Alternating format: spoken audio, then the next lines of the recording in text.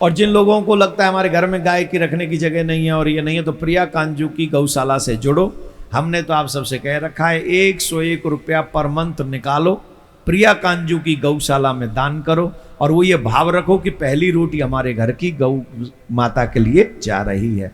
और हमने प्रिया कांजू की गौशाला में एक भी जर्सी गाय, जो लोग जाते हैं वो जाके दर्शन करके आए, एक भी जर्सी गाय नहीं, टोटल देसी गाय वृंदावन में। तो आप लोग ऐसे भी सेवा कर सकते हैं। भगवान ने जब देखा कि जरासंध ने कालियवन को सेनापति बनाकर भेजा है और ब्राह्मणों को बंदी बना लिया है, और ब्राह्मणों से कहा है कि तुम मेरी विजय के लिए यज्ञ करो, अगर मेरी विजय नहीं हुई तो तुम सबको मृत्यु दंड दूंगा। ब्राह्मण प्राणों की रक्षा के लिए यज्ञ करने लगे। अब अगर भगवान कालियवन को समाप्त कर दें तो वेद मंत्र झूठे हो जाएंगे और ब्राह्मणों को मृत्यु दंड मिलेगा। शास्त्र ऐसा कहते हैं कि ब्राह्मण को कभी भी मृत्यु दंड नहीं देना चाहिए, कभी भी नहीं। शारीरिक कोई दंड नहीं दिया जा सकता, शास्त्र ऐसे कहते हैं।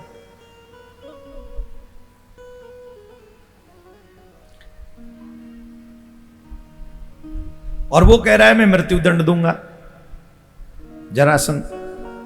तो भगवान ने सोचा ये तो अधर्म हो जाएगा।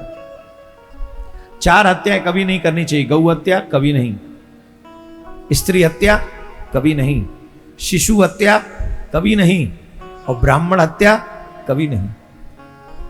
ये चारों की, देखो जितनी भी देवियां यहां बैठी, हमारे शास्त्र कहते हैं स्त्री चाहे कितनी भी मतलब कैसे भी विचारों वाली हो, उसका वध नहीं करना चाहिए।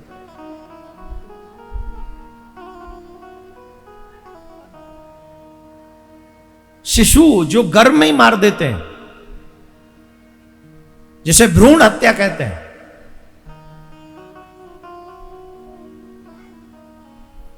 इसका कोई प्रायश्चित नहीं है।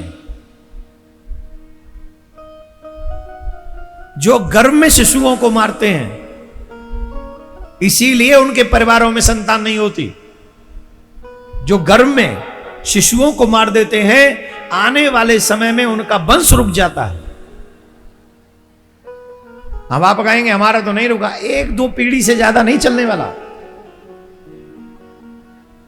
ये संकल्प लेना चाहिए कि हम ये शिशु हत्या नहीं कराएंगे। ब्रह्मचर्य का पालन करो, अगर इतने ही हो तो ब्रह्मचारी बन जाओ, बाबा जी बन जाओ। किसी जीव को मारने का क्या अधिकार है तुम्हें? वो भी उस जीव, और कल्पना करो तुम्हें मार दिया होता तुम्हारी मम्मी ने, तो तुम्ही को सिलटा दिया होता गर्भ में। तो जो अधिकार तुम्हारे मां बाप ने तुम्हें दिया है, वही अधिकार हमें हमारे आने वाले बच्चों को देना चाहिए। यही धर्म है। धर्म किसी को मारना नहीं सिखाता, धर्म जीवित रखना और उसकी रक्षा करना सिखाता है।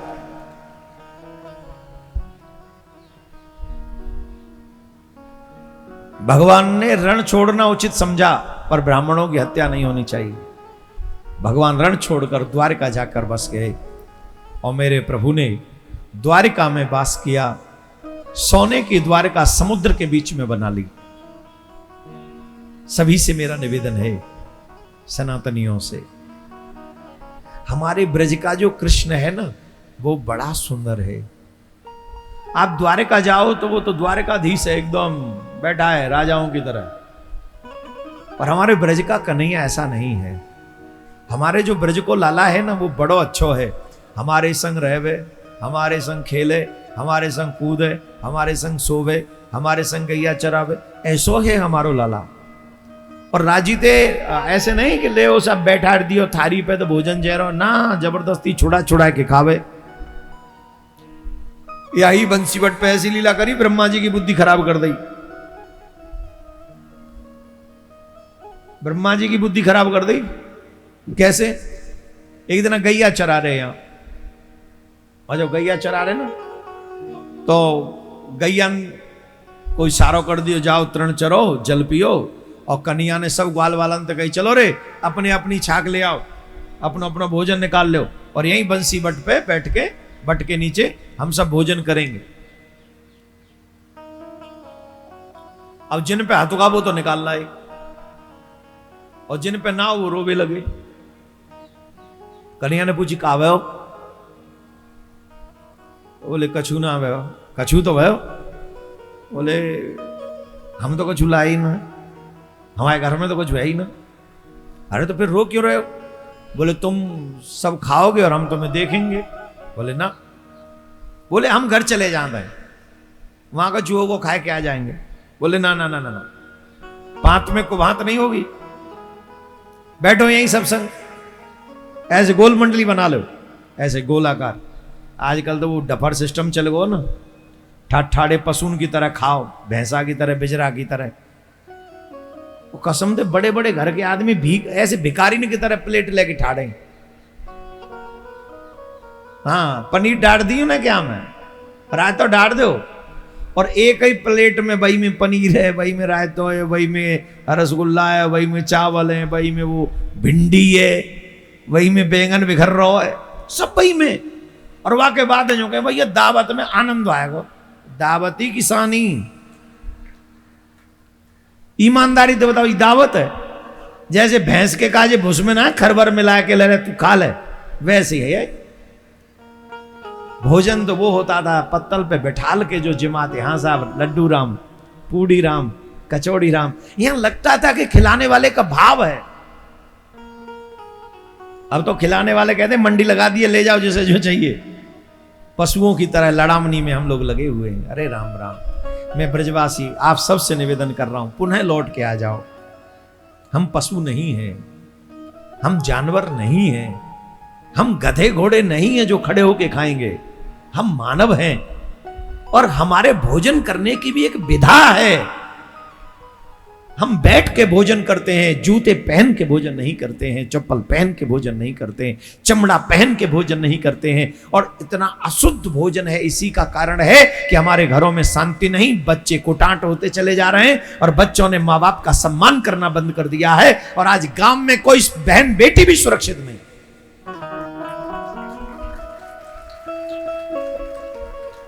पहले एक गांव की बेटी पूरे गांव की बेटी होती थी, किसी भी जाति की हो। कसबाते आ रही है, चाचा बैठा ले चलियो, चाचा के संग बैठ गई। गांव को ना चाचा है, भैया है। आज चाचा के संग भेज दो तो गारंटी ना है कि बालक सुरक्षित रहेगा। चाचा ही राक्षस है गए, मन करस काट दे तलवार लेके। सब रिश्तों का खून कर दिया हमने, नाश पीट दिया परिवारों का। सच मानिएगा साहब, जब रिश्तों में से प्यार चला जाता है ना तो सिर्फ जिंदा लाशें घरों में घूमती। अपने आप को जिंदा लाश मत बनाओ, रिश्तों को निभाओ साहब। मैंने वो दृश्य देखा है। मैं अपने गांव से दूसरे गांव में गया जहां मेरी बुआ थी। मैं उस गांव में गया, बचपन की बात बता रहा हूं। मैं उस समय रहूंगा 8-9 नहीं 10-12 साल का तो रहा हूंगा, ये नहीं ज्यादा रहा हूंगा, 14-15 समझ लो, उससे तो बड़ा नहीं था। कथा से पहले की बात है। उस गांव में हमारे गांव की ब्राह्मण परिवार की नहीं, किसी अन्य परिवार की बेटी थी।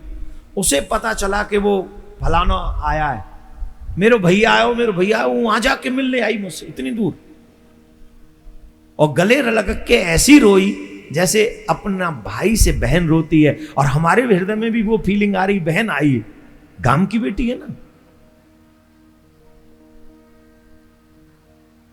अब तो किसी सगे के साथ भेज दो तो पता नहीं। ये गिरावट समाज में क्यों आ गई? आहार की वजह से। हम कुछ भी खा रहे हैं, हम कैसे भी खा रहे हैं, ये ठीक नहीं है। और सुनो, ये गलतियां समाज गिर रहा है, इस समाज को उठाने का काम हमको और आपको ही करना होगा। ऊपर से देवता नहीं आएंगे, बहुत जल्दी तो नहीं आएंगे वो। अब ये हमें डिसाइड करना है कि समाज को गिरने देना है कि समाज को उठाना है। अगर उठाना है तो हम अपनी तरफ से ऐसा व्यवहार करें जिससे लोग देखकर थोड़ा सा तो शर्म करें कि हमें भी ऐसा होना चाहिए, हम ऐसे क्यों नहीं हैं। वहां से परिवर्तन प्रारंभ होगा, अच्छाई से परिवर्तन प्रारंभ होगा। तो आप सब, आपको तो मैं वैसे ही कह रहा हूँ, यूट्यूब पे बहुत लोग सुनते हैं, उनको सुना रहा हूँ। आप सब तो ऐसे ही अच्छे ही लोग हो, आप लोग तो सब बहुत सुधर रहे। भगवान द्वारका चले गए। भगवान ने रण किसके लिए छोड़ा? धर्म की, जोर से बोलो, जोर से बोलो, धर्म की। तो हमारे घर में धर्म की रक्षा होनी चाहिए कि नहीं? जवाब दो। अच्छा, आज है सुरक्षित हमारे घर में धर्म? सही बताओ। 90% घरों में धर्म सुरक्षित नहीं है हिंदुओं के घरों में। और इसीलिए क्लेश, इसीलिए द्वंद्व, इसीलिए परेशानियां, इसलिए बीमारियां, इसलिए लॉसेस, क्योंकि धर्मो रक्षति रक्षिता है ना, सीधी सी बात है। तुम धर्म की रक्षा करो, धर्म तुम्हारी रक्षा करेगा। तुम धर्म को मार दोगे, धर्म तुम्हें मार देगा। दुर्योधन ने धर्म को मारा तो धर्म ने दुर्योधन को खत्म कर दिया। रावण ने मारा, रावण को खत्म कर दिया। कंस ने मारा, कंस को खत्म कर दिया। लेकिन पांडवों ने धर्म की रक्षा की तो पांडवों का बाल बांका नहीं हुआ। 5 थे 5 रहे।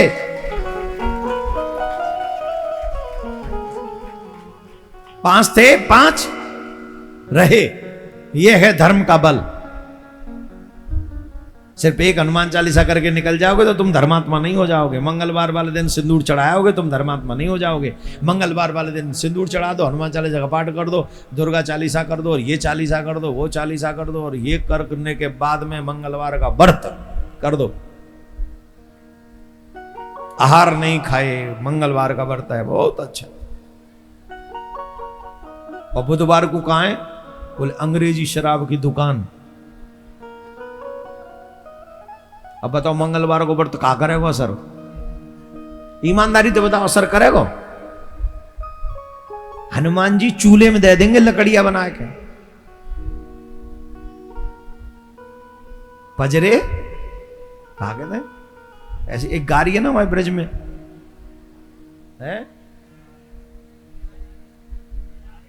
पजारे। हाँ, वो गाड़ी को भी नाम है एक पजारो। हाँ हाँ, तो देखो, बजमारे पजारे हनुमान जी दे देंगे लकड़ियां बना के तो चूल्हे में। सही बता रहा हूं मैं तो।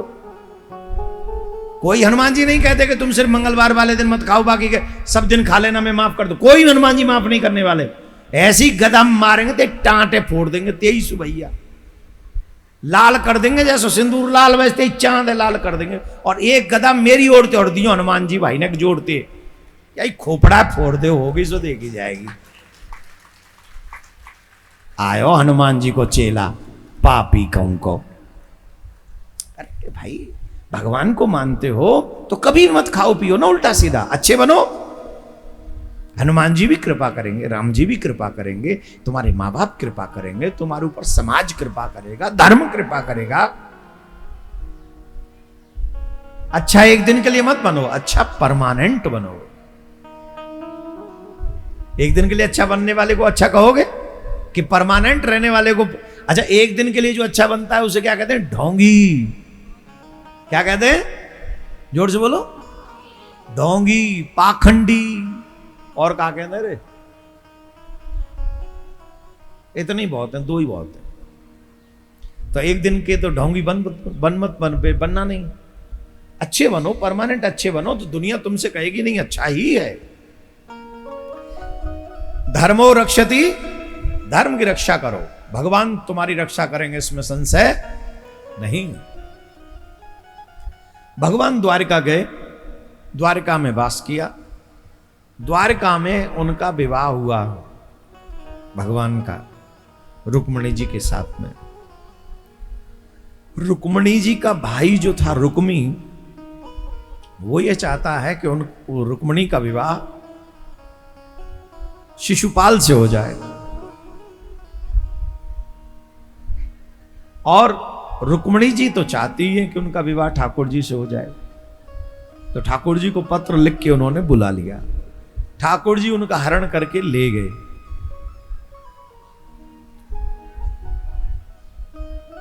और जब हरण करके ले गए तो रुक्मी पीछे पीछे गया और कहा कि अगर मैं अपनी बहन को वापस नहीं ला सका तो मैं नगर में वापस नहीं आऊंगा। वो युद्ध करने गया। बलराम जी आगे से आ गए और बलराम जी महाराज ने रुक्मी को परास्त किया, और जहां उसे परास्त किया वहीं पर भोजकट नाम का नगर बसा। भोजकट नाम का नगर। एक बार नारद जी आए थे, जब इन दोनों भाई बहन लड़ रहे थे ना, रुक्मणी कह रही थी मेरा विवाह ठाकुर जी से होगा, रुक्मी कहता था तेरा विवाह शिशुपाल से होगा। तो नारद जी आए भीष्मक जी के पास, रुक्मणी जी के पिताजी के पास, बोले मेरे ये दोनों भाई बहन में आपस में बनती नहीं है, क्यों? तो नारद जी ने कहा तुम चिंता मत करो, अंत अच्छा होगा। आप जानते नहीं हो, ये पूर्व जन्म से स्टोरी चली आ रही है।